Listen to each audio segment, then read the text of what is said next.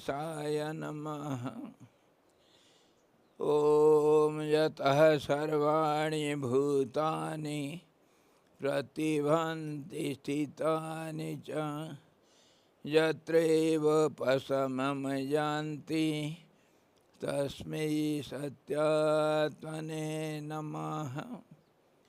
ज्ञाता ज्ञानं तथा ज्ञेयं द्रष्टा दर्शनदृश्यभू कर्ता हेतुः क्रिया यस्मात् तस्मै ज्ञप्त्यात्मने नमः। स्फुरन्ति सीकरा यस्मात् आनन्दस्याम्बरे वनौ सर्वेषां जीवनं तस्मै ब्रह्मानन्दात्मने नमः। ब्रह्मानन्दात्मने नमः। वेदोदधिं समुन्मथ्य ज्ञानरत्नं समुद्रितं येन तस्मै वसिष्ठाय गुरुणां गुरवे नमः। वशिष्ठ जी भगवान की जय। सद्गुरु भगवान की जय। सच्चिदानंद भगवान की जय। शब्द ब्रह्म की जय। सरस्वती महारानी की जय। योग वशिष्ठ जी भगवान की जय। हरि ओम।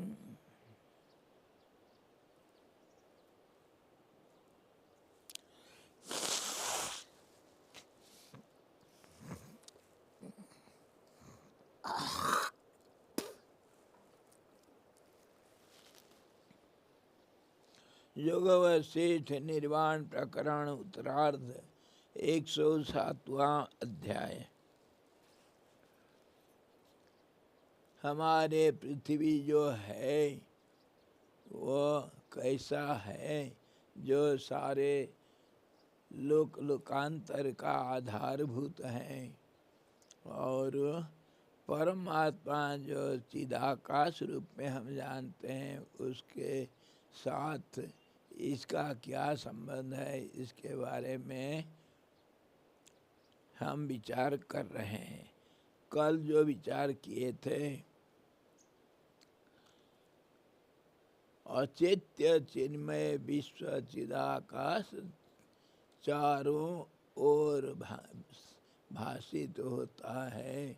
विश्व की सिद्धि चिदाकाश मात्र के अधीन है, अतः उसे चिदाकाश रूप कहा। इसमें चित्त, चेतन, क्रिया और चैत्य यह त्रिपुटी चिन्मयी है। यह प्रतिज्ञार्थ है। इस प्रतिज्ञा में शुद्ध चिदात्मक प्रतिज्ञार्थ के रूप से अभिप्रेत है, यह शेष है। कल हम ये विचार कर रहे थे, आधार के बिना आधेय नहीं है। जो पात्र के बिना पात्र में रखा हुआ विषय वस्तु नहीं रह सकता है, इसलिए दोनों का संबंध अनन्य है, दोनों एक ही जैसे है। इसी प्रकार ये जो संसार जिसको हम विश्व अथवा जगत के नाम से कहते हैं, सृष्टि के नाम से जानते हैं, जिसका आधारभूत ये धरती है, तो ये इसका आधार जो चिदाकाश है उसके बिना ये नहीं है। जैसे जल के बिना कोई तरंग नहीं है, जैसे आग के बिना कोई उत्ताप नहीं है,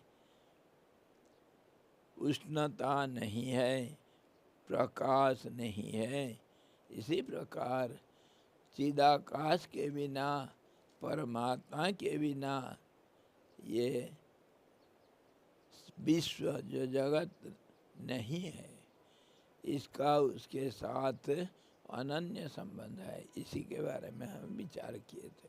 और जब हम शुरू करते हैं यतः सर्वाणि भूतानि भवन्त्यादि युगागमे, जब जो सृष्टि जब शुरू होता है, ये सृष्टि उसी से निकलता है।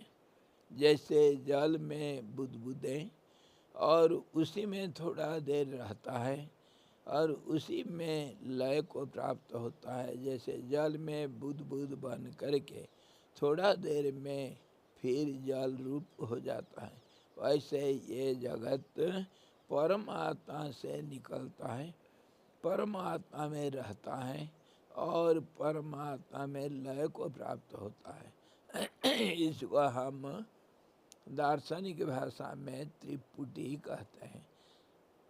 जैसे दृष्टा, और दृष्टा का काम है दर्शन, और दृश्य होता है उसका कर्म। कर्ता, क्रिया और कर्म, ये त्रिपुटी। ऐसे ही दृष्टा, दर्शन, दृष्टि, दृश्य, ऐसे ही ज्ञाता, ज्ञान और ज्ञेय वस्तु। इसी प्रकार सारे दुनिया को हम जो अनुभव करते हैं, जिसको हम देख रहे हैं, सही मान रहे हैं, यही सच है, ये त्रिपुटी के अधीन है। और त्रिपुटी को हम विचार किए थे। त्रिपुटी व्यवहार में तीन अलग अलग अवस्था का नाम है, लेकिन सच पूछो विचार दृष्टि से एक ही का नाम है। जो दृष्टा है वह अपने आप को देखता है। दृश्य, दृष्टा, दृश्य अपने आप को, और दर्शन, क्रिया अपने आप करता है। ये तीनों एक ही का नाम है। जैसे मान लो आप सुबह उठ कर के अपने मुँह को देखते हो दर्पण में, दृष्टा तो आप ही हो, और दर्शन क्रिया आपके आँख के द्वारा आप ही करते हो, और अपना रूप को चाहे दर्पण में अपना प्रतिबिंब को देखे, चाहे अपने हाथ पैर, प्रभाते कर दर्शनम, हाथ को देखते हैं, और धरती को हम नमस्कार करते हैं, हमको धारण करती है वो। इसीलिए ये सारा कर्म हम अपने आप में करते हैं, ये हमसे अलग नहीं है। दृष्टा, दर्शन, दृश्य, ये तीनों एक ही का नाम, परंतु व्यवहार में यह अलग अलग दिखाई दे रहा है। इतना ही समझना चाहिए। वही परमात्मा, परमात्मा का भी प्रतिबिंब को परमात्मा के अंदर देख रहा है, और उससे बिना और कुछ चीज नहीं है। इसको दूसरे उदाहरण हम हमेशा विचार करते हैं। दूसरे उदाहरण इस प्रकार है। एक कमरे में चारों तरफ अलग अलग कनकेव, कन्वेक्स लेंस लगा दो। सारे चारों तरफ दीवार और छत भी और ज़मीन भी, जो फर्श है उसको भी सब लेंस लगा दो। अलग अलग साइज के, अलग अलग प्रकार के लेंस लगा दिया। उसके अंदर तुम खुद जा करके देखो, अथवा लेंस को बाहर से देखो। लेंस के अंदर लेंस का ही प्रतिबिंब को प्रतिबिंबित करता है, और उसके अंदर अनेक प्रतिबिंब, हर एक लेंस के अंदर प्रतिबिंब का बौछार, कितने सैकड़ों प्रतिबिंब, प्रतिबिंब के अंदर प्रतिबिंब सब दिखाई देगा। और मज़ा लेना है, नटखटी करना है, अगर थोड़ा कभी बचपन में नटखटी किए हो, करो अभी, मेरे साथ चलो, उसके अंदर एक कुत्ता को छोड़ दो अथवा एक चिड़िया को छोड़ दो। देखो क्या हालत होता है, वो भूख भूख करके मर जाएगा उसी अंदर। हम बदमाशी करते थे, क्या करते थे, कनस्तर के अंदर रॉकेट लगा करके कनस्तर के अंदर छेद करके उसको कुत्ता के पूंछ में बांध करके और वो रॉकेट में आग लगा देते थे। वो कुत्ता को ले, कनस्तर को ले करके आसमान में जाएगा और धड़ाम गिरेगा, कुत्ता भूखते रहेगा। और भी बच्चे नटखटी करते हैं, लमस ऋषि का कहानी से हम जानते हैं। और बच्चे भी, सब बच्चे ऐसे ही करते हैं, देहातों में जाना, वो ड्रैगन फ्लाई जिसको हम एक किस्म का तितली मानते हैं, लंबा शरीर है उसका, या नहीं तो दूसरे एक जंगल में एक किस्म के पेड़ में खास करके वो कीड़े होते हैं, वो उड़ते हैं बहुत, उनके गले में थोड़ा जागा रहता है, उसको पकड़ करके लाते हैं बच्चे और उसके गले में रस्सी लगा करके उसको उड़ाते हैं। ये सारे बच्चों का नटखटी। तो ऐसा ही वो लेंस हाउस में एक कुत्ता को छोड़ करके देखो क्या होता है। हाँ? ये संसार का हालत यही सही है, तुम अपने आप में भागते रहते हो, तुम उस लेंस हाउस के अंदर कुत्ता से और दूसरा कोई नहीं हो, ये समझ लो।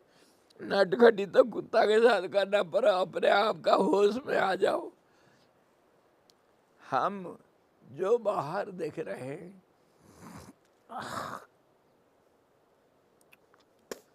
जो बाहर दुनिया को देख रहे हैं, वह अपना ही प्रतिबिंब है, इसको हम समझ नहीं पाते हैं और बाहर संबंध जोड़ते रहते हैं। हम सोचते हैं यह अलग चीज़ मेरे से, पर्वत अलग है, जंगल अलग है, नदी अलग है, पशु पक्षी दूसरे सब मेरे से अलग है, इनके साथ मैं संबंध जोड़ता हूँ। ये तो है सच। सच कब तक? व्यवहार में देश काल परिस्थिति के अनुसार सच है, लेकिन विचार करने से दीर्घ समय के लिए निरंतरता इसमें नहीं है, ये बदल जाता है। व्यवहारिक सत्य है, लेकिन असलियत में ये सच नहीं है। ये एक के अंदर ये दिखता है, जैसे प्रतिबिंब के अंदर प्रतिबिंब दिखता है, वैसे प्रतिबिंब का प्रतिबिंब प्रतिबिंब में प्रतिबिंबित होता है। वैसे ही ये सारा संसार है, नाम रूपधारी जगत, ये तुम्हारा ही रूप है। विश्वम दर्पण दृश्यमान नगरी तुल्यम निजांतर्गतम पश्यन बाह्यम माया, माया के द्वारा भ्रम के कारण तुम बाहर इसको देखते हो, जैसे अपने आप को दर्पण में देखते हो, और वो दर्पण और कोई नहीं, तुम्हारे मन ही दर्पण है। मन ही अंदर का चीज़ को बाहर देखता है। और कैसे देखता है? परसेप्शन थ्योरी आप जानते हो, ये इंद्रियों का संबंध जोड़ता है बाहर विषयों के साथ और उसको देखना कहते हैं। देखना मतलब उसके बारे में अलग रूप से ज्ञान आहरण करता है, इन्फॉर्मेशन, सूचना प्राप्त करता है, और वो क्षणिक है, वो निरंतरता उसमें नहीं है। इसीलिए ये सारे भ्रम है और ये बाहर नहीं है, ये तुम्हारे अंदर। भावना तो बनता है पहले अंदर ही, और वो अंदर का भावना मन रूप लेता है। चित्त से भावना मन करके चित्त रूपी सागर में जो तरंगे बनते हैं उसको चित्त वृत्ति कहते हैं। और वही अहंकार बुद्धि मन रूप ले करके इंद्रियों के संबंध से, इंद्रियों का विषयों के साथ बाहर संबंध जोड़ता है। तो ये बाहर कैसे हुआ? अंदर का चीज को बाहर देखते हो। वैसे ही जैसे तुम अपने सुबह उठ कर अपने हाथ को देखते हो, ऐसे ही ये बाहर दिखता है। हाथ तुम्हारे बाहर है क्या?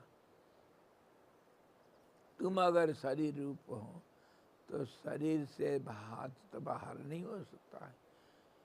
शरीर को, शरीर का आंख शरीर का हाथ को देखता है, वैसे ही ये संसार है। इसी प्रकार आधार जो चिदाकाश है, जो परमात्मा है, जो चेतन है, वो उससे अलग ये विश्व नाम का सृष्टि जो दृश्य सृष्टि है, यह अलग नहीं है। इसको हम बार बार विचार कर रहे हैं, फिर भी मन मानता नहीं। मन को मनाओ, मन को मना दोगे तो तुम राजा बन जाओगे। और कहाँ बैठोगे? हाथी के ऊपर। परंतु ये पगला हाथी है। हाँ जी, इसके सामने से नहीं चढ़ना उसके ऊपर। इसके पूंछ पकड़ के ऊपर चढ़ जाओ। सोने के सिंहासन में बैठना, सोने के छत्र लगा हुआ है, राजा बनोगे। और तुम्हारे हाथ में एक अंकुश होना चाहिए हाथी को बस में रखने के लिए। यम नियम रूपी योग सूत्र का जो नियंत्रण करने वाला वस्तु है, उसको अपने हाथ में रखना। देखना इंद्रियों के न घोड़े भगे, रात दिन इनको संयम के कोड़े लगे। तब फिर तुम राजा हो। है कि नहीं? दिन रात अखंड, एक पल अगर छोड़ दोगे ये भाग जाता है मन, बाहर भागता है। मन को अंतर्मुखी करके अगर हम उसको देखना शुरू करेंगे, मन का बाप का क्या ताकत है कि बाहर कहीं चले जाए? कैसे बाहर चले जाएगा? जैसे एक घास के मैदान में एक किला ठोक करके उसमें एक लंबी रस्सी से गाय को बांध दिया। वो गाय उस रस्सी जहाँ तक जाता है वहाँ तक गाय चूमते रहेगी, जा नहीं सकती कहीं बाहर। तुम अपना घर का काम करो, कोई बात नहीं। मन को ऐसा संयमित करके बांध करके रख दिया दिल में, और फिर तुम दुनिया का सारे काम करो, कोई बात नहीं। कहीं नहीं जा सकता है।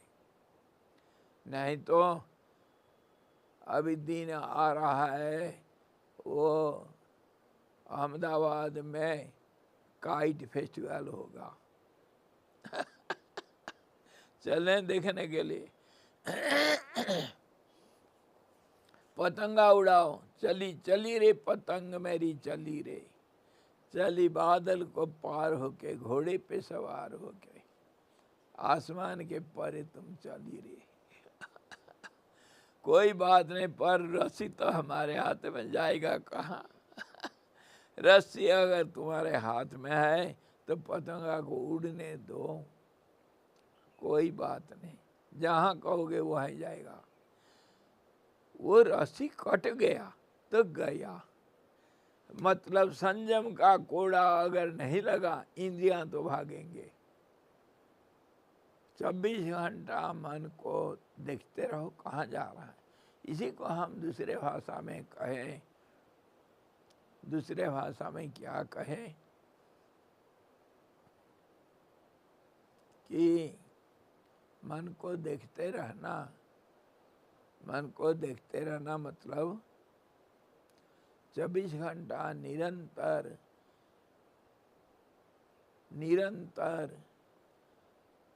मन, वाणी और कर्म का सामंजस्य बनाए रखना। सोचते हो क्या, बोलते हो क्या, करते हो क्या, ये तीनों आपस में संबंध को तोड़ना नहीं चाहिए, संबंध को जोड़े रखना। If mind, your speech and your action coincides with each other, then you are called insan, means you are a human being, or else you are not better than a animal. पशु से अलग नहीं हो तुम। पूंछ के बिना, सींग के बिना तुम एक जानवर हो। अगर मन तुम्हारे कंट्रोल में नहीं और मन में कंट्रोल में आया, तुम इंसान हो। पहले इंसान बनो, तब साधक बनोगे, तब फिर परमात्मा जी आत्म साक्षात्कार बनेगा। तब पहले मनुष्य बनने के लिए किस कोशिश करो। विवेकहीन होने से इंसान कहने के लिए तुम्हारा हक नहीं। विवेक के बिना मनुष्य पशु के बराबर है और परमात्मा शंभु शंकर पशुपति हैं।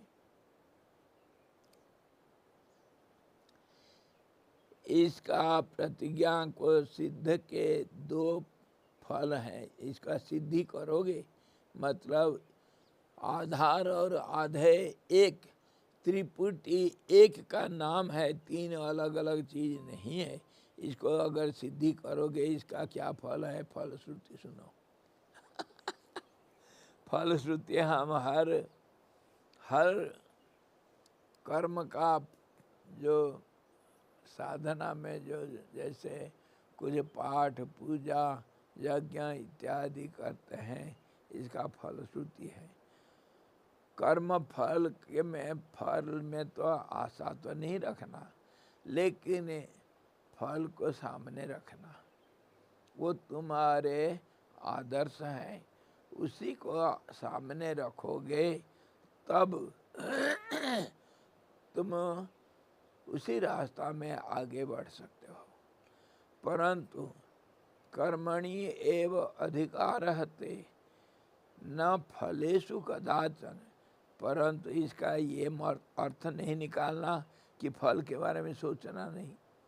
अरे जब परीक्षा में बैठे हो, क्या पास नहीं करोगे करके परीक्षा दे रहे हो? हैं, फर्स्ट डिवीजन आना चाहिए, और अगर डिस्टिंक्शन मिल गया तो कहना क्या है? जब परीक्षा हाल में बैठे हो, लिखना तुम्हारे काम है। कितना मार्क मिलेगा उसके ऊपर तुम्हारे अधिकार नहीं है, वो तो एग्जामिनर देगा। लेकिन उसको सोचना तुम्हारा अधिकार के बाहर नहीं है, तुम सोच सकते हो। अधिकार नहीं है मतलब ये नहीं है कि तुम उसके प्रति उसको देखना नहीं, सोचना नहीं, ऐसा नहीं। ये भी कहा गया, इसको अच्छी तरह समझना। गीता इस श्लोक को बहुत दूसरे नेगेटिवली सोचते हैं, सब अर्थ करते हैं। फल के बारे में नहीं सोचना, फल के बारे में विचार नहीं करना, तभी निस्वार्थ हो सकते हो। नहीं, ऐसा नहीं है। देखो, ये कहा गया, लक्ष्य को सामने नहीं रखने से तुम पथहीन हो जाओगे, पथच्युत हो जाओगे। गंगोत्री जाना है तुमको, तो गंगोत्री जाना है तो गंगोत्री को भूलना नहीं। अगर भूल जाओगे, गंगोत्री नहीं जा करके कहीं केदारनाथ पहुंच जाओगे, यमुनोत्री पहुंच जाओगे। इसीलिए गंगोत्री को सामने रखो, पर चलना तुम्हारे काम है, रुकना तुम्हारे काम नहीं। पथी करे विश्राम कहाँ है अभी, चलना तेरा, रुकना तेरा काम नहीं है, चलना तेरा काम, पथी करे अभी कहाँ विश्राम। चलना है निरंतर, चलते रहो, जो सोया वो खोया, जो जागा वह पाया। इसीलिए चलते रहो, लक्ष्य को भूलना नहीं, लेकिन लक्ष्य के ऊपर तुम्हारा अधिकार अभी नहीं, अभी नहीं। गंगोत्री के ऊपर तुम कुछ नहीं कर सकते हो, पर गंगोत्री को भूलना नहीं। हाँ जी, भूल जाओगे तो रास्ता भूल जाओगे। इसीलिए फलश्रुति तो अवश्य चाहिए, इसके ऊपर सदा सर्वदा प्रश्न होता है। जब निष्काम कर्म करने के लिए कहा गया गीता में, तो फिर फलश्रुति क्यों कहते हैं? उसी गीता में पहले फलश्रुति है। वो फलश्रुति किसने लिखे? जिसने गीता को लिखे, भगवान व्यासदेव। फल है हमारे लक्ष्य, लक्ष्य को भूलना नहीं। तो अभी फल क्या मिलेगा? अगर प्रतिज्ञा को सिद्ध करोगे। प्रतिज्ञा क्या है? कि जो हम दृष्टा दर्शन दृश्य रूपी जगत को व्यवहार में लाते हैं, वो एक रूप है, वह आधारभूत चिदाकाशमय है, उसके बिना और कुछ नहीं। ये दोनों में एकता है, अलग अलग नहीं है। इसमें अगर तुम इसको सिद्ध कर दोगे, उसी को कहते हैं सिद्धि। आसमान में चल उड़ जाना सिद्धि नहीं है, जल के ऊपर चलना सिद्धि नहीं है। किसी को तुम बोल दिया तुम्हारा लड़का हो जाएगा, लड़का हो गया, तो वो सिद्धि नहीं है, वो तो सारा प्रकृति का काम है, तुम्हारा उसमें कोई हाथ नहीं। सिद्धि है अपने आप को समझ जाना, आत्म साक्षात्कार ही सिद्धि है। और ये सिद्धि के नज़दीक तुम कितने गए हो, ये माइलस्टोन सब कौन कौन है? एक माइलस्टोन तो है तृप्ति, कंटेंटमेंट, संतोष। संतोष नाम का अमृत जो पान किया है, उसको दुर्लभ कुछ नहीं दुनिया में। संतोष अमृत तृप्तानम यत् सुखम शांत चेतसाम, अभी तो ब्रह्म निर्वाण शांतम समधिगच्छति। और समता, समदृष्टि, संतुष्टि, आशाहीनता। तुम अपने आप को देखोगे, तुम्हारे अंदर किसी वस्तु के प्रति कोई लालच नहीं रहेगा। लस्ट, ग्रीड और ईगो, ये तुम्हारे कम होते जाएगा, दुर्बल होते जाएंगे। लालच नहीं रहेगा, किसी चीज़ को देखने से विरक्ति आएगा। अरे ठीक है, क्या चाहिए मुझे, मेरे पास बहुत है। इसके ऊपर एक कहानी सुनो। ऐना देवी में मैं आने के बाद एक महात्मा रहा करते थे, बड़े फक्कड़ महात्मा। वो कभी जा कर के कभी गांव में एक दो दिन रह जाते थे, थोड़ा भिक्षा करके ले आते थे, नहीं तो उनको खाने पीने का कोई चिंता नहीं रहता था। बड़े फक्कड़ थे वो। तो वो कभी कभी इधर भी आते थे मेरे को मिलने के लिए। मैं कभी कभी माता जी के लिए कुछ सारा बत्ती के लिए तेल इत्यादि दे देता था, तो मेरे पास आते थे। तो हमेशा आने से मेरे को कहते थे, स्वामी जी मेरे पास सब लोग आते रहते हैं, बहुत आटा चावल ले आते हैं, मेरे पास बहुत आटा चावल पड़ा है, मैं खा नहीं सकता हूँ। कभी कोई बच्चे जाएंगे, उनके हाथ से मंगवा लो, इधर तो बहुत लोग खाने वाले होते हैं, वो चीज़ काम में आ जाएगा, मेरे पास पड़ा है, खराब हो जाता है।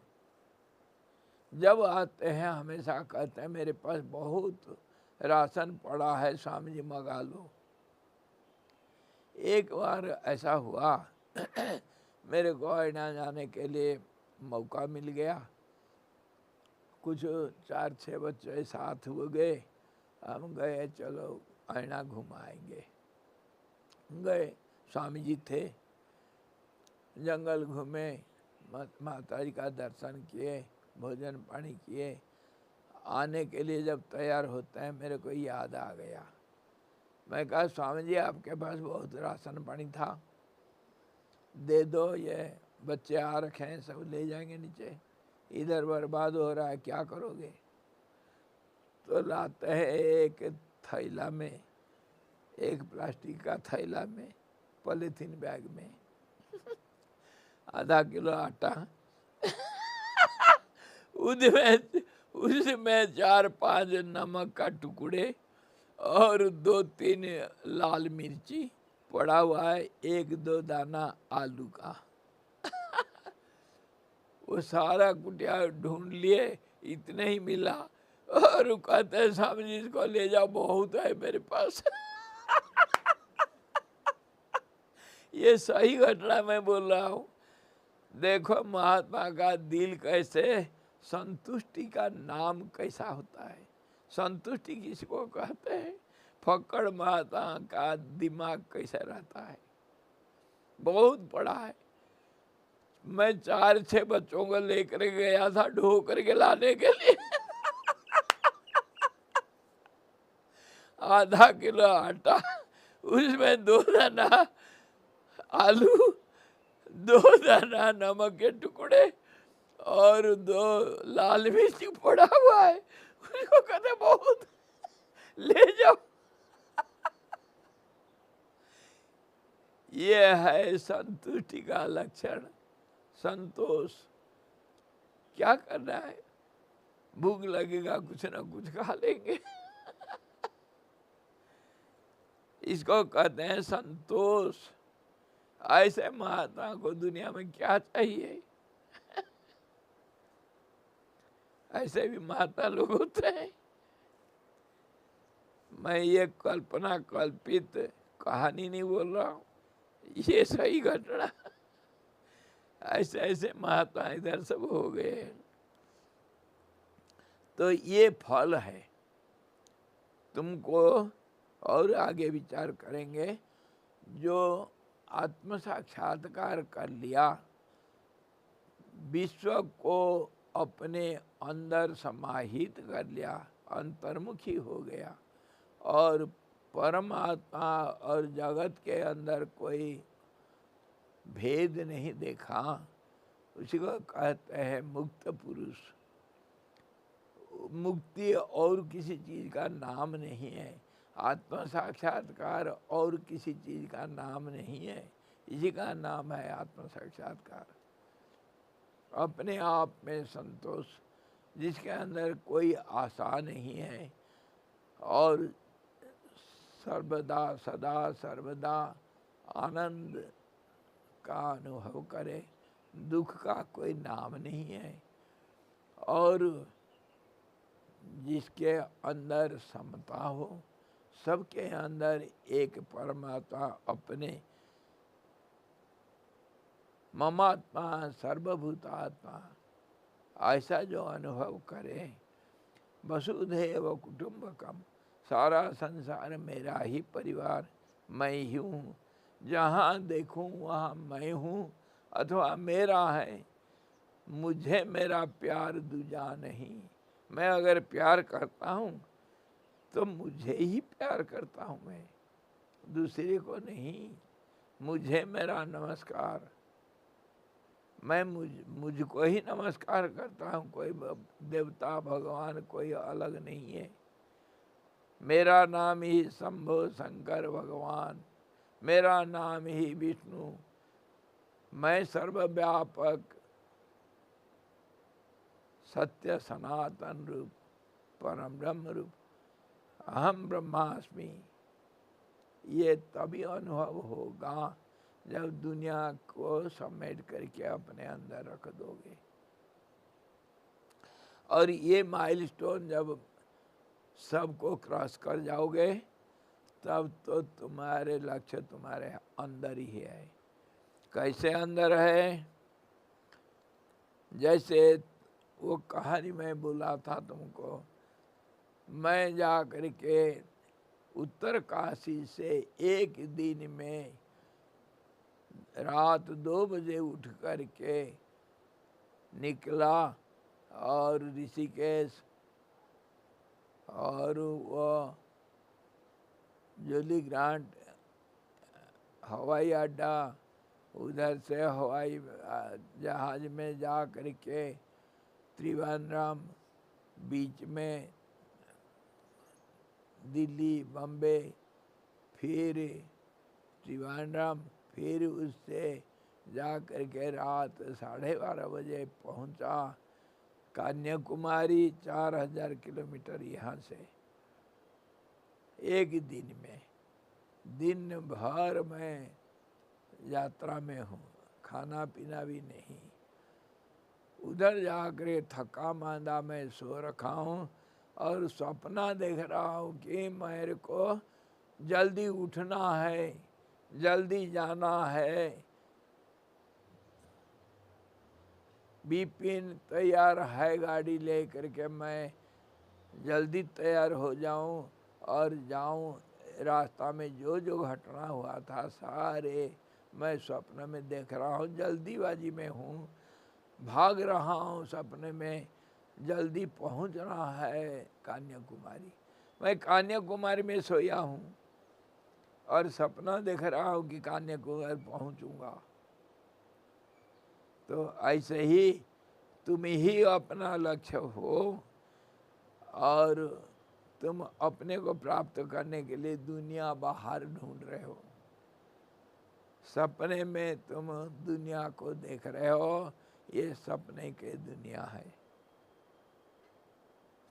कहीं तुमको साक्षात्कार, मुक्ति, स्वतंत्रता, निर्वाण ये सब कहीं बाहर नहीं मिलेगा, कहीं नहीं मिलेगा। तुम जहाँ हो वहीं है वो। तुम अपने लक्ष्य में खड़े हो, सपने देख रहे हो, सो करके अपने आप को समझो। सपने से जागोगे तो तुम अपने लक्ष्य को प्राप्त हो जाओगे। क्या समझे भाइयों और बहनों? भागना बंद करो, चुप हो जाओ। हाँ जी।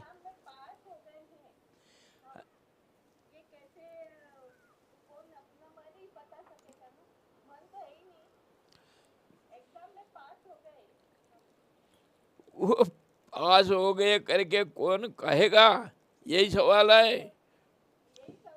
अरे जब तुम भंडारा खाते हो, खाते जाओ खाते जाओ, तुम्हारा पेट भर गया करके कौन आकर के बताता है यार?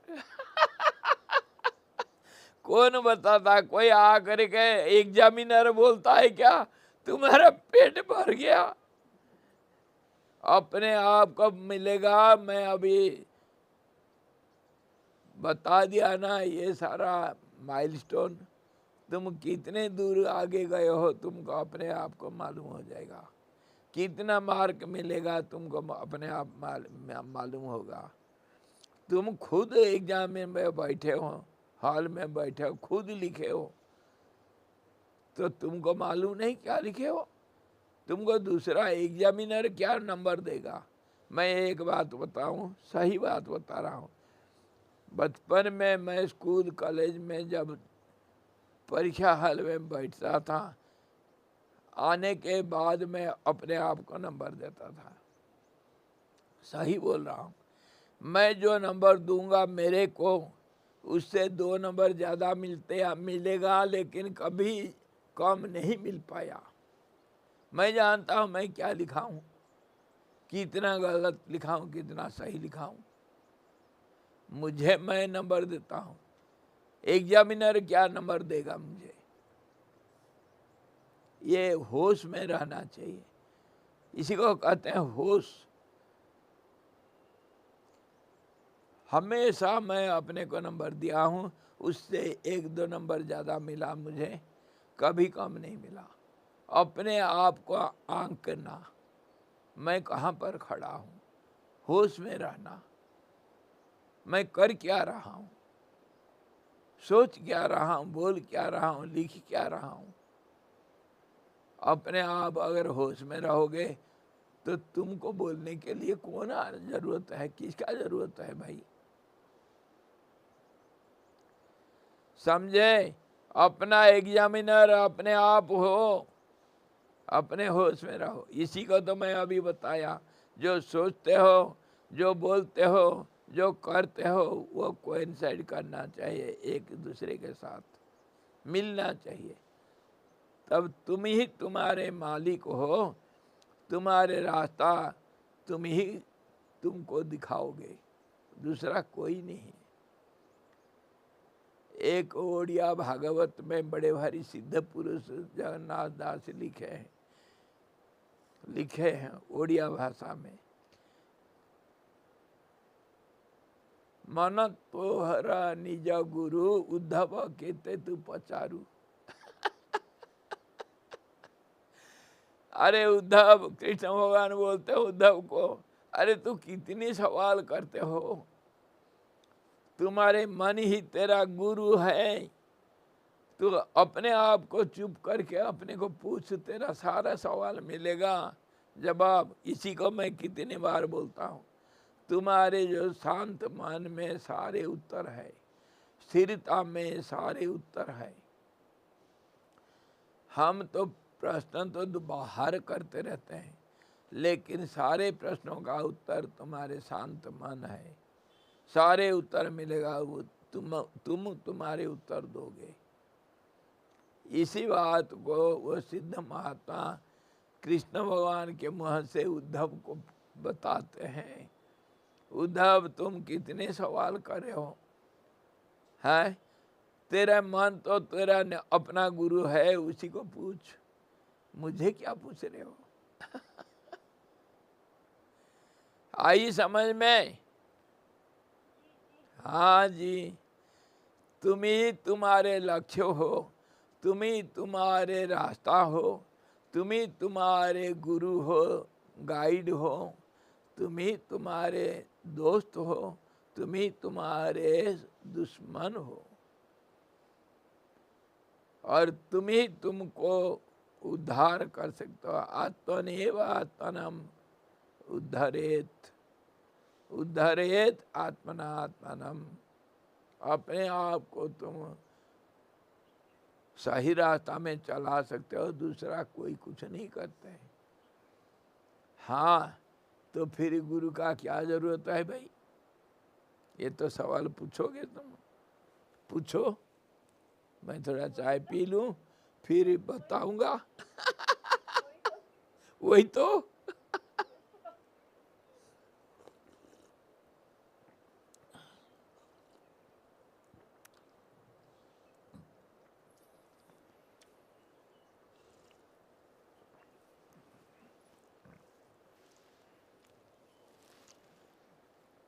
गुरु का क्या आवश्यकता है? जब तुम ही तुम्हारे गुरु हो तो गुरु का क्या आवश्यकता है? ये तो बोल दिया मैं, पर तुम समझे क्या? ये तो बात, वही तो। अब पकड़े गए, क्या समझे तुम? मैं अभी इतने साफ बोला, तुम मतलब दो हो, एक तो तुम्हारे चंचल मन और एक तुम्हारे स्थिर मन। वही चंचल मन तुम्हारे स्थिर मन के द्वारा सदा सर्वदा, जिसको कहते हैं अंतर मन, जिसको कहते हैं हृदय आकाश, और उसी का नाम चिदाकाश है, उसी का नाम परमात्मा है, उसी का नाम गुरु है। गुरु मतलब ज्ञान, ज्ञान का भंडार को गुरु कहते हैं। गुरु का कोई हड्डी मांस वाला शरीर को नहीं समझना। आई समझ में? गुरु मतलब ज्ञान, और सबसे ऊंचा है वो, सबका आराध्य है। हाँ जी, हमारे गुरु गीता जब चर्चा चल रहा था उस समय सुने नहीं। गुरु मतलब ज्ञान है, ज्ञान मतलब स्थिरता। वही मन जब चंचल हो जाता है वो संसार बन जाता है, मैं बन जाता हूँ, मेरा बन जाता है वो, और शरीर बन जाता है, अहंकार बन जाता है, बुद्धि बन जाती है, और वही स्थिर हो गया, वो परमात्मा का स्वरूप है। स्थिरता का नाम गुरु है, स्थिरता का नाम परमात्मा है, ज्ञान है, अस्थिरता का नाम अज्ञान है। बताया ना मैं, मेरा लड़का को मैं स्कूल में अनुपस्थित पाया तो गंगा किनारे ढूंढा, खेल के मैदान ढूंढा, हॉस्पिटल ढूंढा, ये सब अज्ञान का नाम। जहाँ नहीं है वही ढूंढा, और जहाँ है उसको ढूंढना जरूरत नहीं पड़ता है। इसी प्रकार हम दुनिया में अज्ञान से ही भटकते रहते हैं। इसको क्यों भूल जाते हो बार बार? ज्ञान तुम्हारे गुरु है, गुरु की आवश्यकता है, वो तुमसे अलग अभी मान लो, अलग मान करके उस ज्ञान रूपी गुरु को आश्रय लो, और उसी में आत्मसमर्पण कर दो। मतलब मन को बाहर घूमने मत दो, अंतर्मुखी हो जाओ। इसी का मतलब गुरु ढूंढना। समझ में आई या गई? गुरु की आवश्यकता है। गुरु के बिना बड़ा विकट जम घाट रे, गुरु बिना कौन बताए बाट रे। गुरु तो चाहिए, पर गुरु कौन है? गुरु का स्वरूप को समझना। गुरु कुछ नहीं करता है। और मैं आपको बताया था, गुरु का नाम है चोटी। पहाड़ के चोटी के ऊपर जो बैठा है वो चारों तरफ दिखता है, स्थिर बैठा है, वो कहीं भागता नहीं। स्थिरता का नाम गुरु है। और नीचे से, पहाड़ के नीचे से जितने वो चोटी में चढ़ना चाहते हैं, सबका रास्ता चारों तरफ से कौन कहाँ पर है गुरु देखता है। वही स्थिर मन, अंतर मन, वो चंचल मन को देख सकता है, देखता है।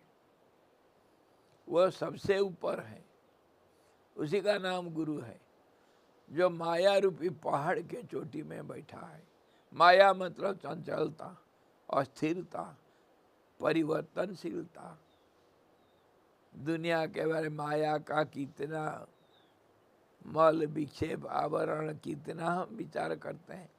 तो माया करके कोई एक रूपधारी चतुर्भुजा दुर्गा मान लेते हो तुम, या बिना पुस्तकधारी सरस्वती मान लिया। बिना पुस्तक तो इसीलिए कहा गया कि ज्ञान रूपी है वो,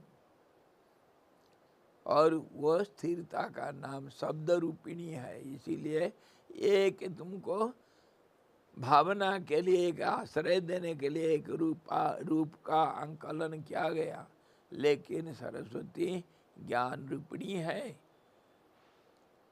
माया ज्ञान रूपिणी है। तभी जब स्थिर हो जाएगी, जब अस्थिर है तभी उसका नाम माया है।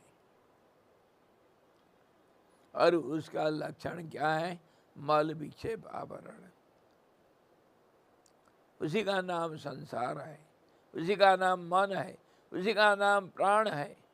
प्रणो देवी प्रणव रूपी वही है, शब्द ब्रह्म वही का नाम है, उसी का नाम मन भी है।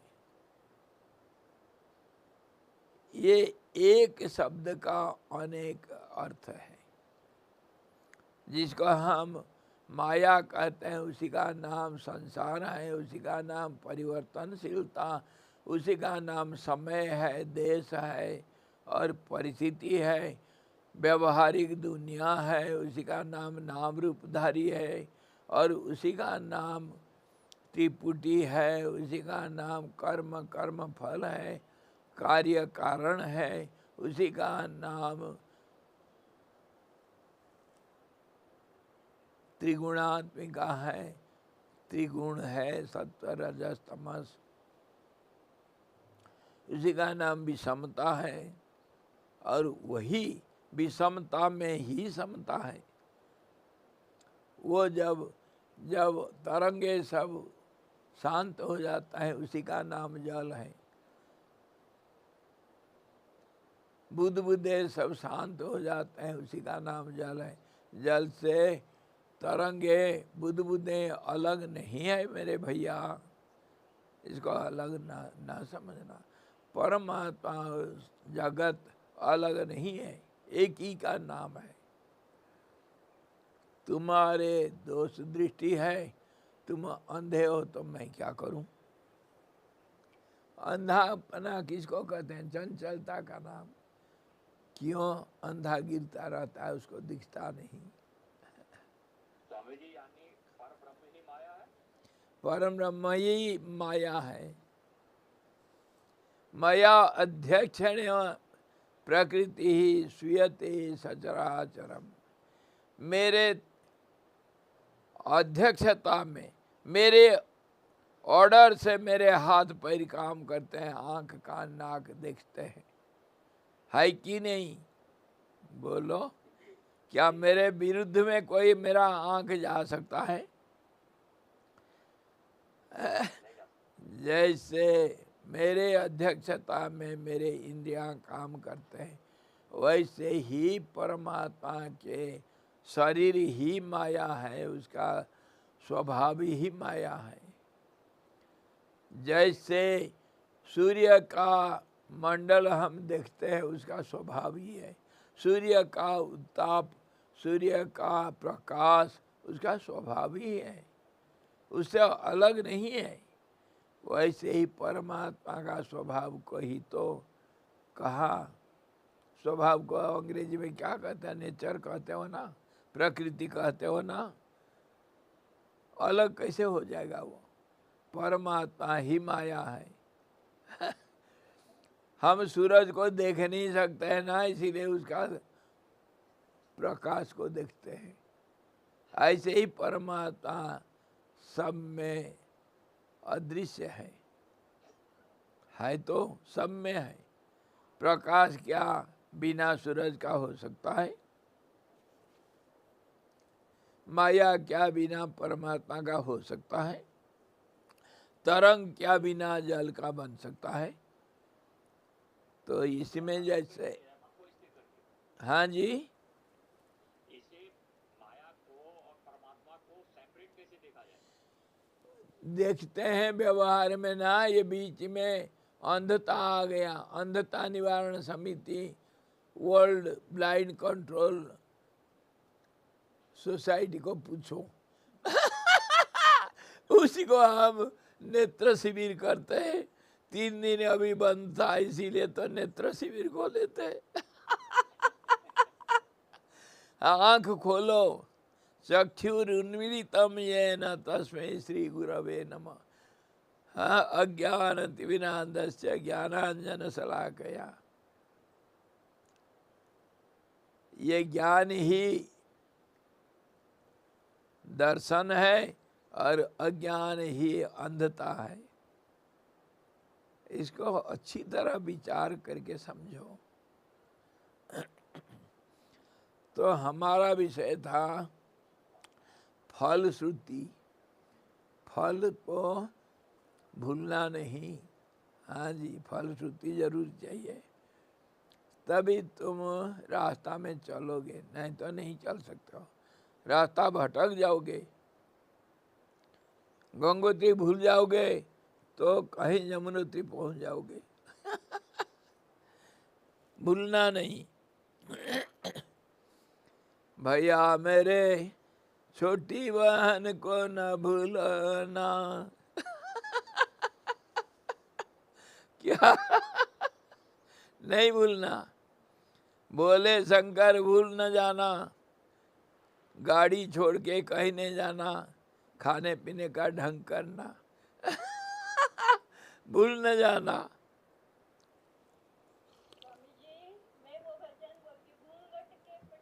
हाँ जी, घूंघट के पट खोल रे तो हे राम मिलेंगे। हाँ? आंख खोलो, देखो, बंद करके क्या देख रहे हो? कैसे आंख खोलोगे? वो गुरु इतने ही काम करता है, देखना तो तुमको है, पर थोड़ा अंजन लगाता है। वो अंजन क्या है? मैजिक। और गुरु में अगर विश्वास है, समर्पण है, तभी गुरु काम करता है, नहीं तो नहीं। तो जब तुम्हारे समर्पण है और विश्वास है, श्रद्धा है, तो फिर गुरु करेगा क्या? तुम तो सब कुछ कर लिए। वो अंग्रेजी पढ़ करके बच्चे लोग सब घूमते रहते हैं, नया नया अंग्रेजी पढ़ते हैं। इफ अगर बट, किंतु, व्हाट माने क्या? बोलो। इफ अगर बट, लेकिन व्हाट माने क्या? बोलो। तो दूसरा उसका साथी बोलता है, तू तो बेवकूफ, सब कहा, मैं कहूंगा क्या?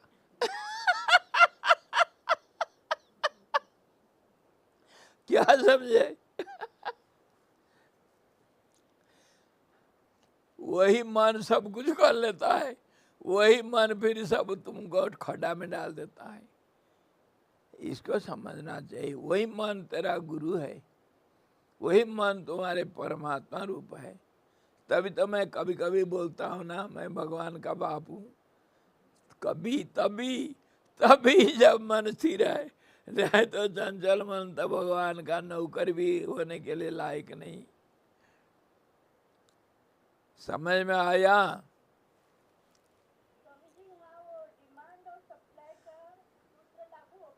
बिल्कुल बिल्कुल। डिमांड जहाँ है, सप्लाई वही है। And every supply is proportional to the sincerity and honesty of the demand. How much sincere you are. Sincerity depends upon regularity.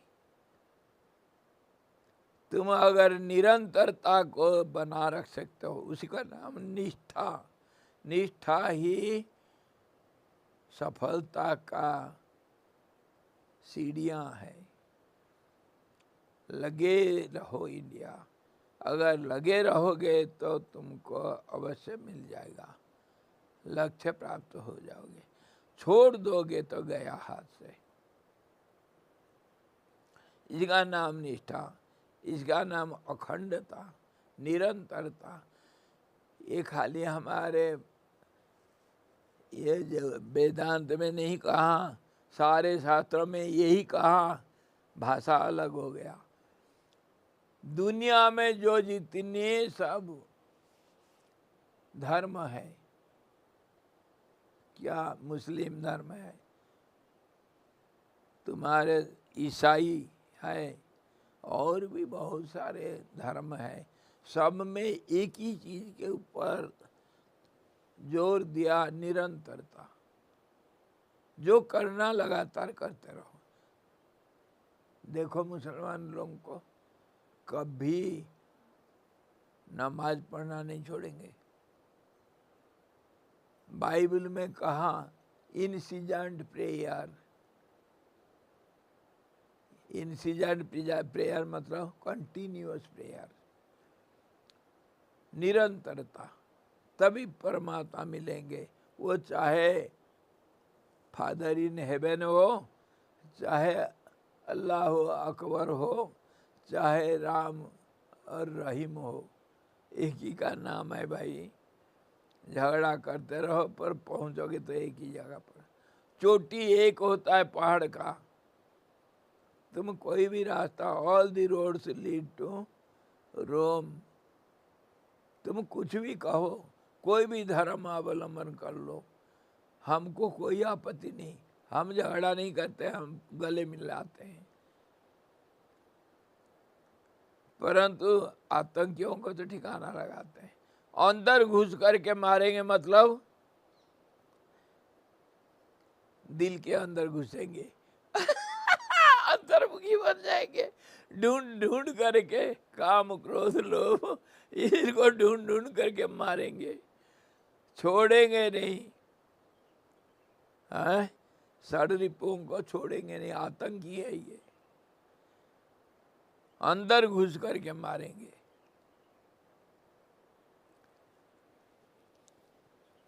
अब फलश्रुति सुनो, क्या फल मिलेगा।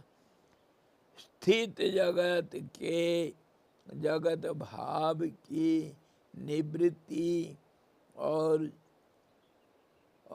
जी रहे हम लोगों के जीव भाव की निवृत्ति, ये है फल।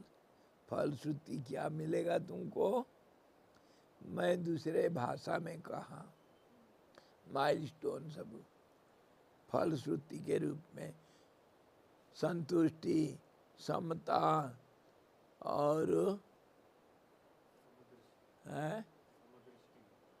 समदृष्टि, संतोष और शांति, स्थिरता, ये सब तुम्हारे आशाहीनता, असंगता, किसी में मन नहीं लगना, वैराग्य, विवेक, ये सब तुम्हारे माइलस्टोन्स हैं। इसी का नाम ये कह रहे हैं, दूसरे भाषा में कह रहे हैं कि तुमको मिलेगा जीव भाव का निवृत्ति। तुम अपने को जीवात्मा समझ रहे हो और शरीरधारी समझ रहे हो, ये सब भूल जाओगे।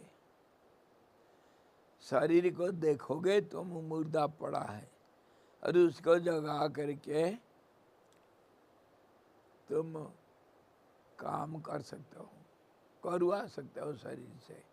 दृष्टा बन के पेविलियन में बैठ करके एक को रोना एक को हंसना देख सकते हो,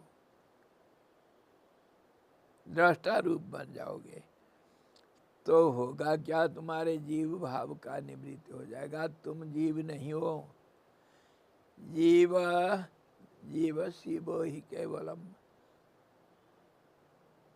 जीव जो है वही शिव है। शिव मतलब शांत, तो जीव का नाम ही शिव है, इसमें भेद नहीं है। यही फल मिलेगा तुमको, अभेद दृष्टि मिलेगा, भेद सब चला जाएगा, तुम्हारा जीव भाव का निवृत्ति हो जाएगी। और क्या हो जाएगा, संसार सब मिट जाएगा। अच्छा, ये हिमालय क्या जमीन में घुस जाएगा है, संसार मिट जाएगा, प्रलय आ जाएगा क्या, प्रलय आएगा। कैसे आएगा, मैं बार बार तुमको बोलता हूँ, अंधकार रात, रास्ता भटक गए हो, जंगल में घुस गए, कांटे पत्थर खड्डे और वो उल्लू का और सियालों का आवाज़, बाघ गर्जना कर रहा है, भालू चिल्ला रहा है और डकैत सब छिप करके बैठे हैं, अकेले तुम्हारे साथ कोई नहीं, रास्ता भूल गए जंगल में कांटों की झाड़ी, क्या होगा तुम्हारा हालत। अचानक देखा तुम्हारे सामने खड़ा है एक भयंकर शेर, मुँह फाड़ करके तुमको निगलने के लिए तैयार। ये है संसार। और चमकी बिजली, बादल छा रखा था आसमान को, और चमकी बिजली, देखा तुम उस शेर को, वो शेर था, शेर कहीं नहीं गया, लेकिन जीवंत शेर नहीं था, पत्थर का था।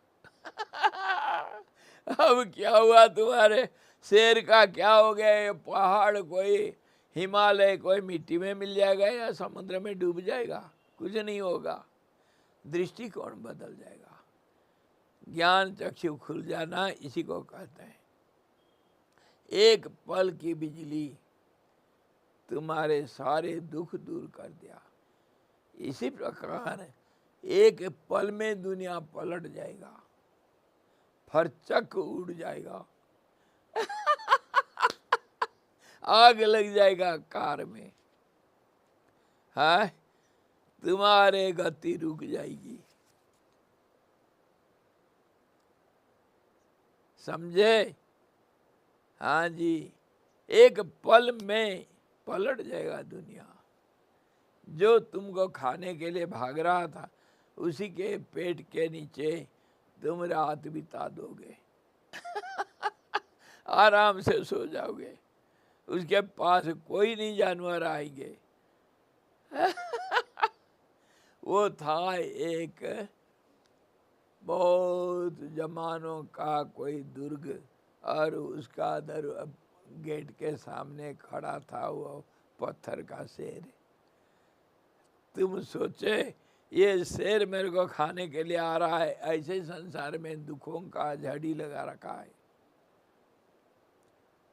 ये दुख नहीं भाई, ये समझ में आ गया तो जत्र जत्र मनो जाति तत्र तत्र परामृतम, जहाँ मन जाएगा वहीं आनंद का ढेर, आनंद के सागर में डुबकी लगाओगे तुम।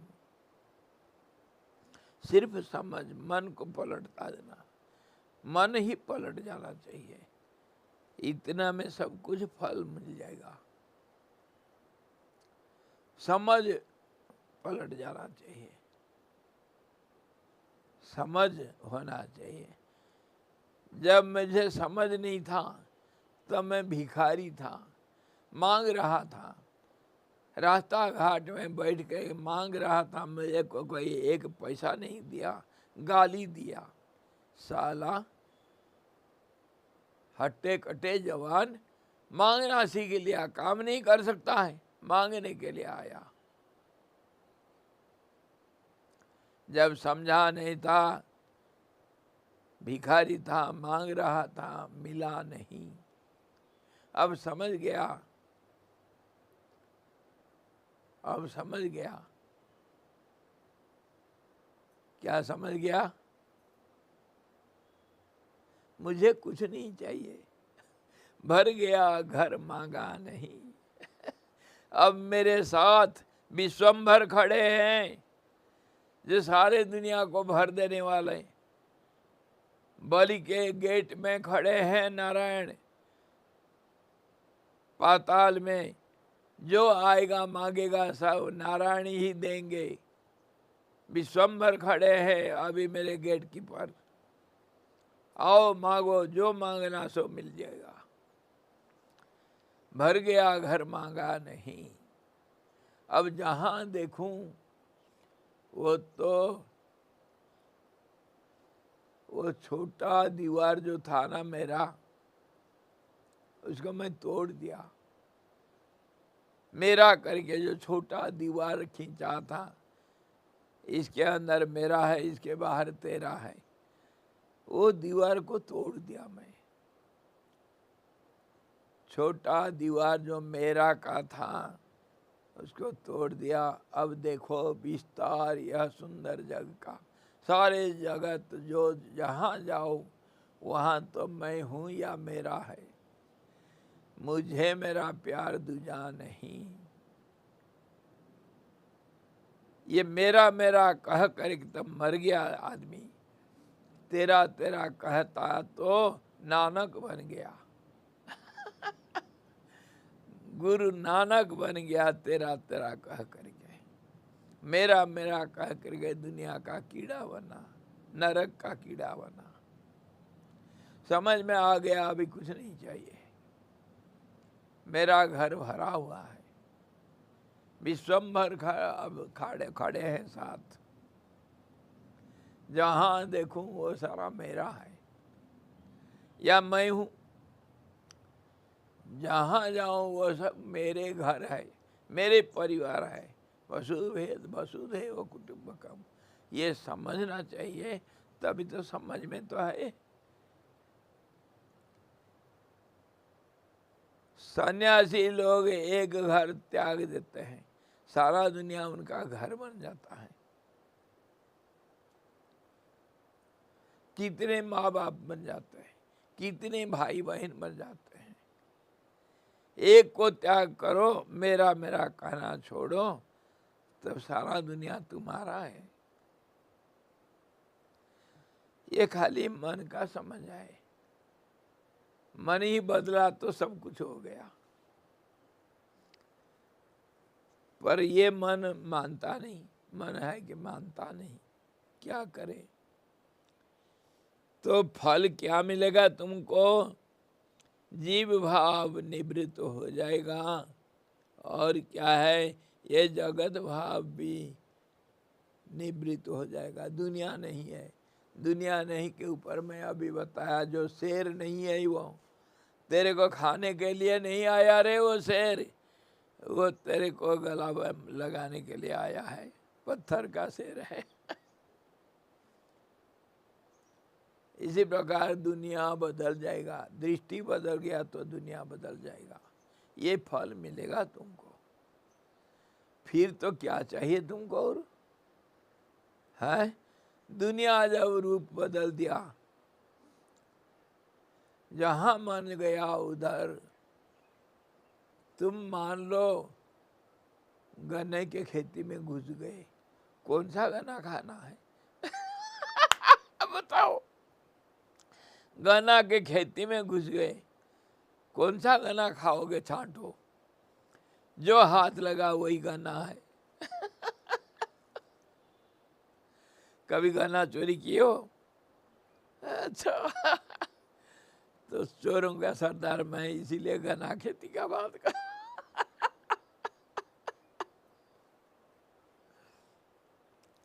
संसार तुम्हारा है। नेपोलियन कहा, उसको काला पानी डाल दिए समुद्र के अंदर, कहीं टापू में छोड़ दिया। कोई मिलने के लिए नहीं जाएगा, अकेला हुआ। काला पानी में नेपोलियन को छोड़ दिए थे।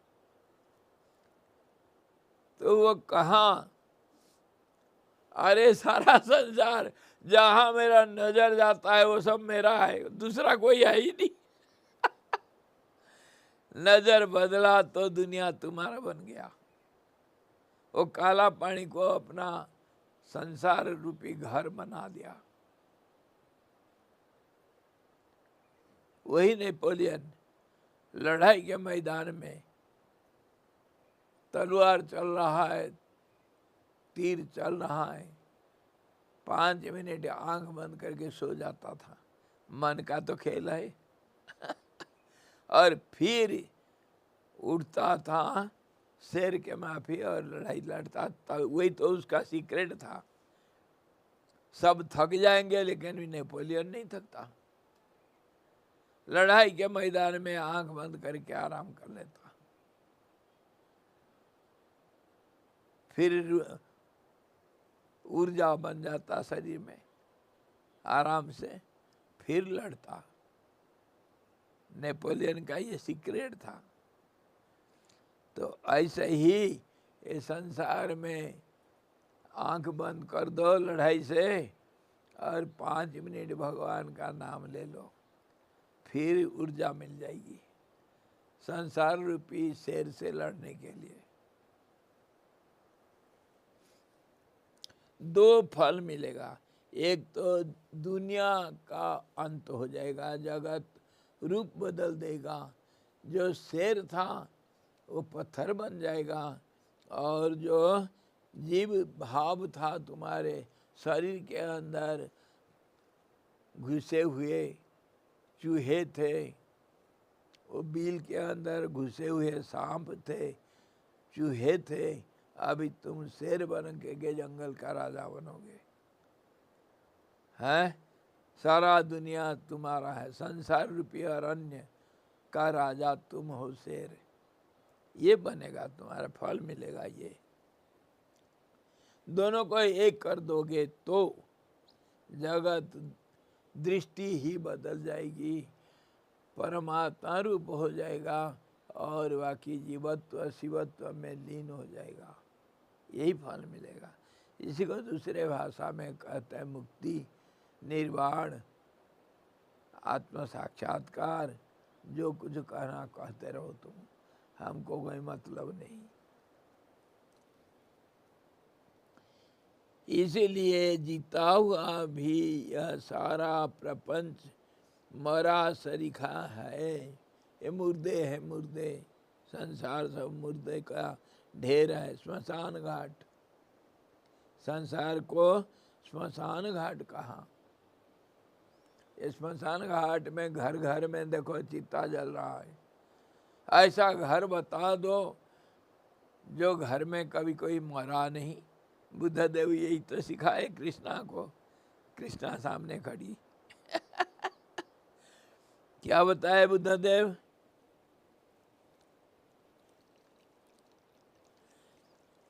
जाओ उस घर से एक मुट्ठी सरसों ले आओ, तुम्हारे लड़का मुर्दा लड़का जी जाएगा, मैं मंत्र कर दूंगा। जिस घर में कभी कोई नहीं मरा उस घर से एक मुट्ठी सरसों ले आओ, तभी तुम्हारे लड़का जी जाएगा। भागी वो पगली, सारे गांव गांव घर घर ढूंढी। ऐसा कहाँ है घर जिसमें कभी कोई नहीं मरा? सारे संसार स्मशान घाट है। ये स्मशान घाट तुम्हारे सोने का महल बन जाएगा यार। ये फल मिलेगा। इसीलिए जीता हुआ भी यह सारा प्रपंच मरा सरीखा है। विवेकी के लिए संसार स्मशान घाट, अविवेकी के लिए संसार में भाग रहा हिरण, पीछे काल रूपी शेर लगा हुआ है, उसको पता नहीं। इसीलिए जीता हुआ ये प्रपंच सारा मुर्दा बन जाएगा, और यह मैं और तुम ये सब जीते हुए भी मरे से है। मैं और तुम, ये तो शरीर को कहा जाता है। अगर ज्ञान रूपी आत्मा को लोगे तब मैं और तुम कहाँ है, भेद कहाँ है? अभेद दृष्टि होने से मैं और तुम नहीं रहेगा।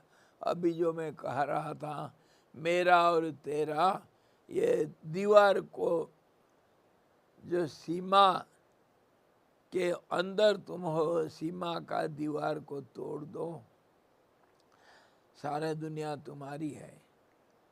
नेपोलियन वही क्या था, और महात्मा लोग यही करते हैं।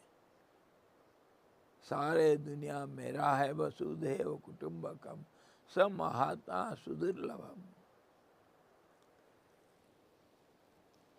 अथवा उक्त प्रतिज्ञा सिद्धि का फल सब पदार्थों की कुटस्थता और अमूर्तता है। दूसरे ढंग से ठीक उल्टा भी उसका फल है। जिसको तुम हेड देख रहे हो ना, वही टेल है रे। ये सारा दुनिया अमृतमय बन जाएगा, दुनिया नष्ट हो जाएगा, दुनिया अपना स्वरूप बदल देगा, मतलब परमात्मा रूप हो जाएगा।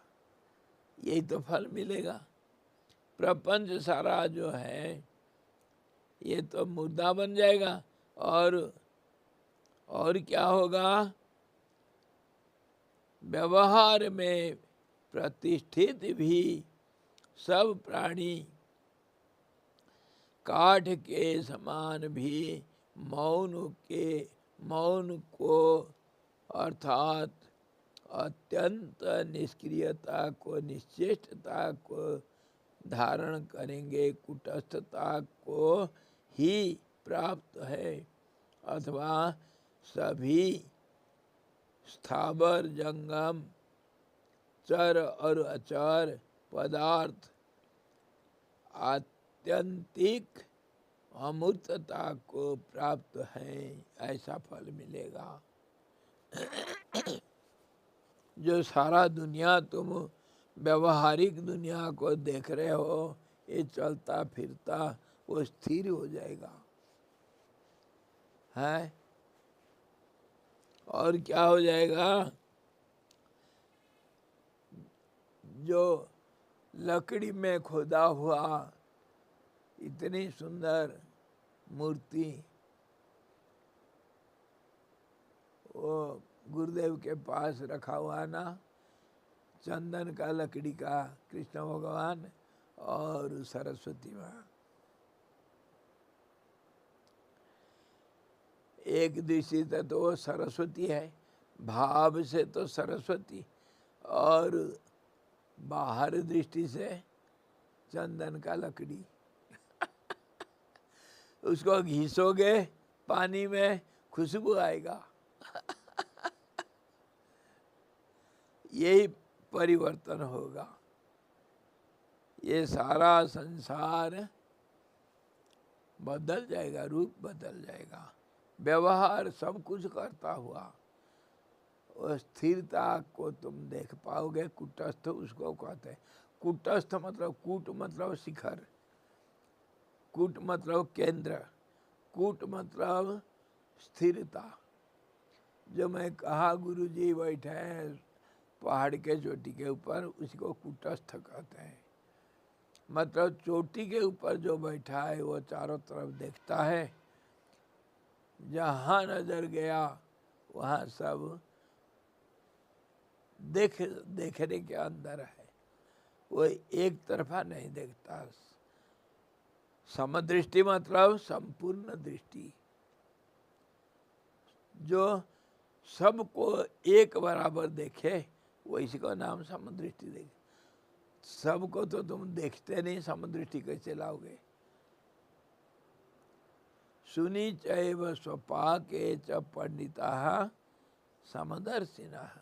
ये समदर्शी कैसे होते हैं? समता संपूर्णता में है, इसको समझो।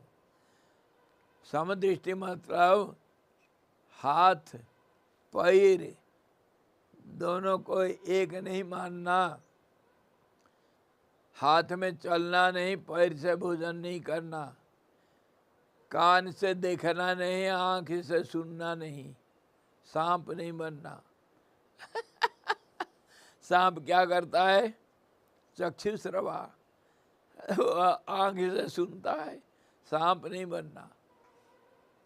व्यवहार चलते रहेगा, आँख से देखो, कान से सुनो, पर समझो मैं ही शरीर रूप में एक ही देखता है, सुनता है, समझता है। सब कोई एक का काम है, अनेक का नहीं। अनेकता में एकता को देखना, इसका मतलब हुआ समदृष्टि। जो चंडाल के अंदर बैठा है और जो कुत्ते के अंदर है, उसको समदृष्टि कैसा करना है? कुत्ते को बाहर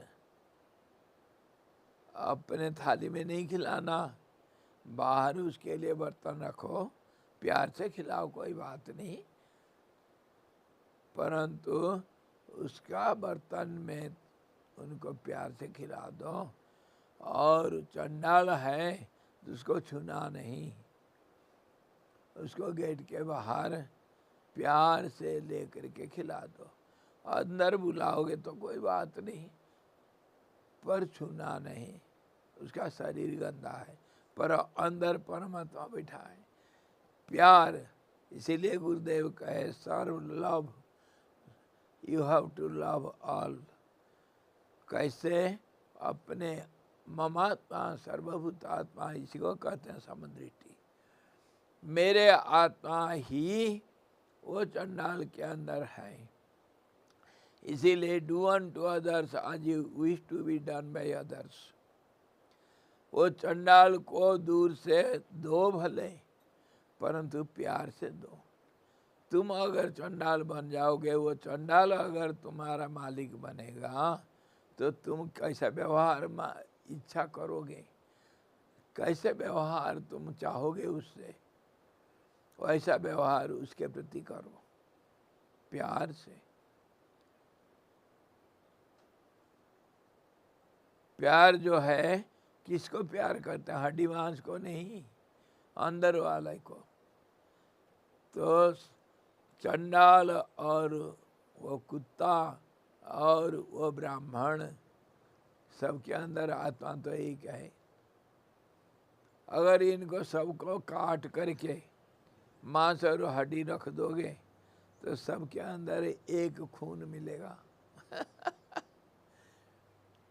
एक कॉमन फैक्टर को देखना, सर्वदृष्टि, संपूर्ण दृष्टि उसी को कहते हैं। कॉमन फैक्टर को ढूंढो, है? गणित सीखो,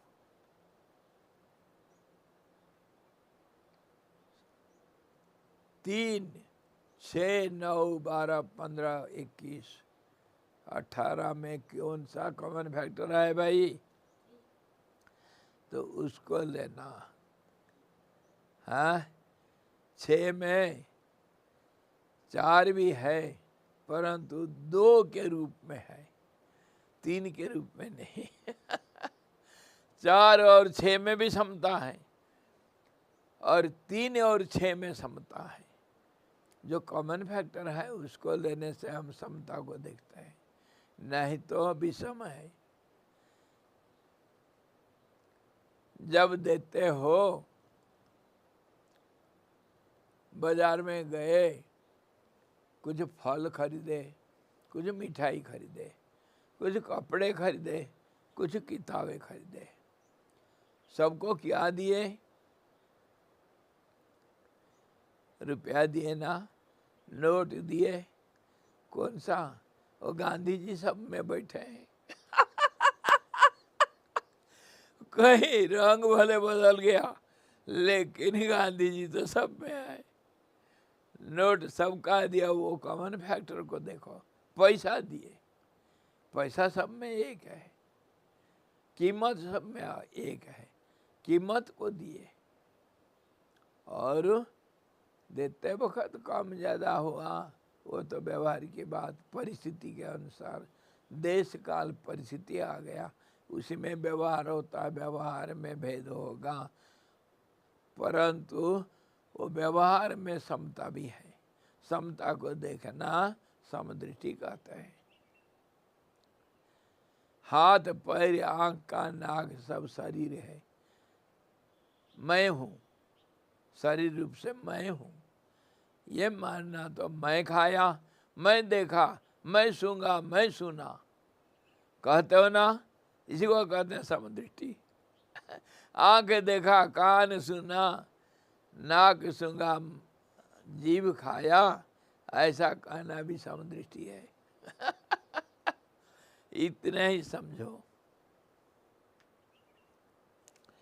सुनी चैव स्वपाके च पंडिता समदर्शिना। इसी प्रकार सारे संसार एक बन जाएगा, अभेद दृष्टि हो जाएगा।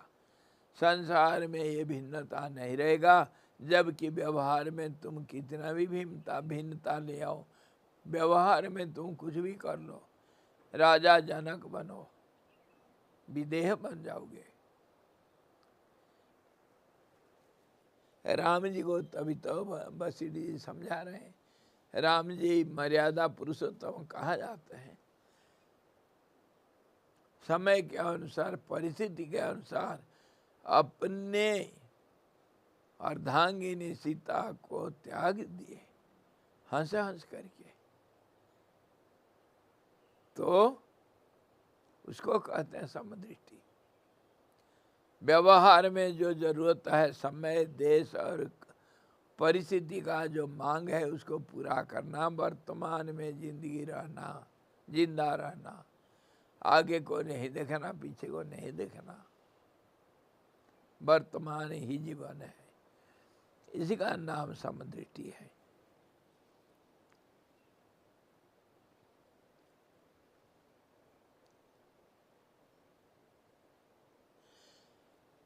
और ये जो क्षमता आ जाएगा, ये शरीर सब जिंदा, ये मुर्दा के बराबर हो जाएगा, और मुर्दे जीवनधारी जीव के रूप में हो जाएगा, बदल जाएगा दुनिया।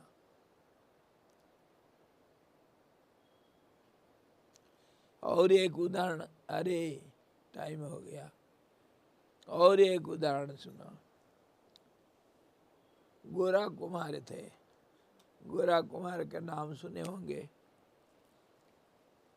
कल फलश्रुति के ऊपर और विचार करेंगे। गोरा कुमार बड़े सिद्ध पुरुष था, कुमार था। बर्तन बनाना मिट्टी से, घड़ा, कसूरे, गिलास, ये सब सुराही, बड़ा सिद्ध था। उसके बहुत सारे चेले थे। एक दूर किसी गांव में, जैसे धराली में प्राकृतिक विपर्य आया, ऐसे ही किसी दूसरे दिन गांव में उसका एक चेला रहता था, और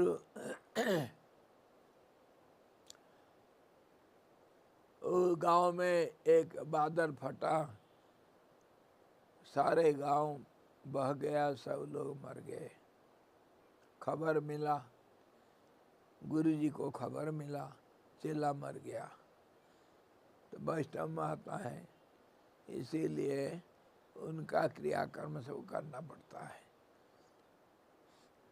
तो गुरुजी बोले एक चेला को, जाओ बेटा, तुम्हारे गुरु भाई वहाँ मर गया है, उसका देखना, सब हड्डी मांस सब इकट्ठा करना, और उसका दाह संस्कार करके आना, जाओ।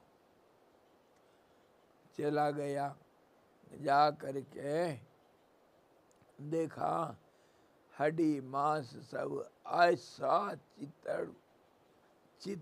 मतलब इतना सब फैला हुआ है सारे गांव वालों का। अब जहाँ देखो हड्डी, जहाँ देखो मांस, जहाँ देखो खोपड़ी पड़ा हुआ है, किसका कौन है, कैसे पहचानेगा? वो गुरु है का हड्डी मांस को इकट्ठा कैसे करेगा? विषम समस्या, नहीं कर पाया।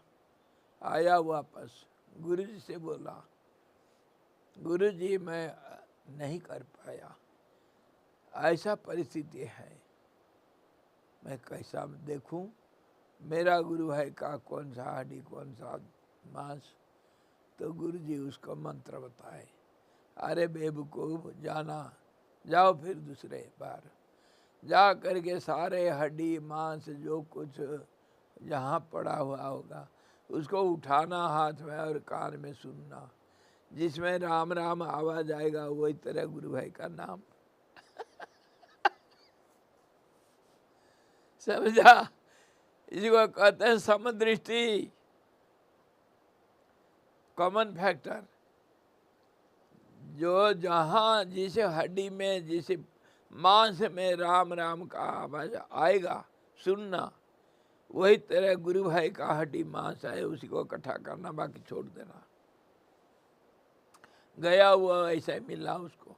ये घटना सच्ची घटना है, ये कहानी नहीं, ये इतिहास है। तो वो गया, सुना, हड्डी भी बोल रहा है राम राम। तब वो सब इकट्ठा किया और उसको संस्कार करके आया, गुरुजी कर दिया। सुनाई पड़ा? हाँ सुना मैं। लोम लोम में राम बसना चाहिए। सपने में, जागृत में, सुषुप्ति में एक भाव रहना चाहिए। उसी को तिरुया अवस्था कहते हैं। वही है जीवन मुक्तों का समभाव। हर चीज में एक ही रहते हैं वो। समता उसी का नाम है। तो ये फल मिलेगा अगर अभेद दृष्टि रखोगे। जगत और चिदाकाश में जब अभेद दृष्टि हो जाएगा तो ना जगत रहेगा, ना चिदाकाश नाम का कोई चीज रहेगा। जो रहेगा सो अवशेष रहेगा। अवशेष ही रेमिनेंस इज द ट्रूथ। मन जब चुप हो जाता है उसमें न राम रहेगा, ना कोई राम का रूप रहेगा। परम शांत, परम गोप्य, परम इष्ट राम नाम, वही है हमारा लक्ष्य। वही फल मिलेगा। और फिर कल फलश्रुति देखेंगे। ऐसा करोगे तो क्या होगा, ये सवाल नहीं करना। संसार रूपी जंगल में आग लगेगी।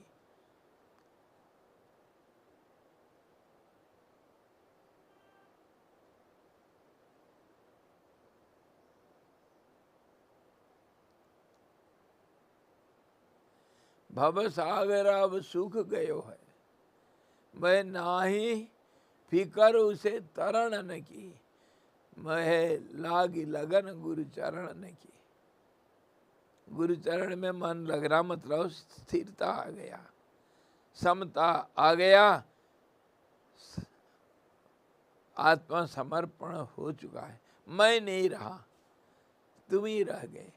जहाँ तुम हो वहाँ मैं नहीं, जहाँ मैं हूँ वहाँ तुम नहीं हो। ये समता का लक्षण है। तो इसी प्रकार जो समता और इसी प्रकार जो संसार रूपी सागर सूख जाना, संसार रूपी जंगल में आग लग करके खाक बनना, ये फल मिलेगा। हरि ओम। फिर कल देखेंगे।